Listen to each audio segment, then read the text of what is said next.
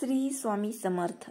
स्वामी कृपेने तुमचा आजचा दिवस आनंदात जाऊ ही स्वामीचरणी प्रार्थना करते आणि आजच्या या व्हिडिओला सुरुवात करते.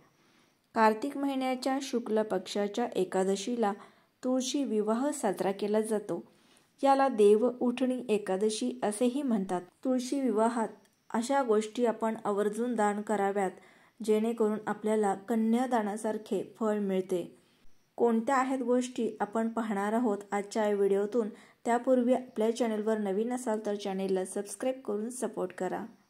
यावर्षी तुळशी विवाहावर सर्वार्थ सिद्धी, रवियोग आणि हर्षण योगासह अनेक शुभ योगायोग तयार होत आहेत. असे मानले जाते की तुळशी माता आणि भगवान शालिग्राम यांचा कायद्याने विवाह केल्याने जीवनात आर्थिक समृद्धी आणि आशीर्वाद प्राप्त होतात.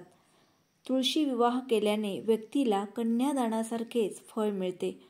तुळशी विवाहाच्या दिवशी काही गोष्टींचे दान करणे हे अत्यंत शुभ आणि लाभदायक मानले जाते. तुळशी विवाहाच्या दिवशी काय दान करावे ते आपण पाहूयात. कपडे, अन्न, दागिन्यांचे दान शुभ मानले जाते. तुळशी मातेच्या विवाहाच्या दिवशी अन्न, कपडे आणि दागिन्यांचे दान करणे अतिशय शुभ मानले जाते. असे केल्याने व्यक्तीची प्रगती होते तसेच तिच्या जीवनात आर्थिक समृद्धी येते असेही मानले जाते. कन्यादान हे सर्वात मोठे दान आहे. कन्यादान हे हिंदू धर्मातील सर्वात मोठे दान मानले जाते.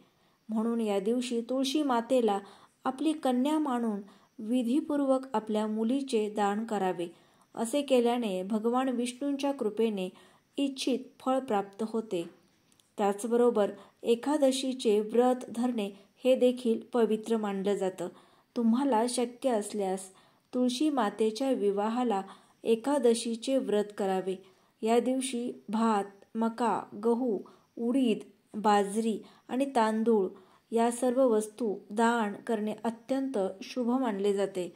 असे केल्याने जीवनात सुख आणि आनंद मिळतो असंही मानलं जातं.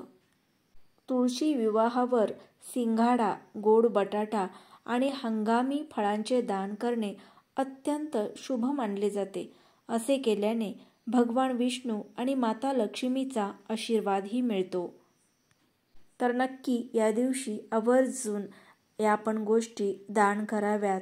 त्याचबरोबर आपल्या जीवनात आर्थिक समृद्धी भरभराट येणार आहे.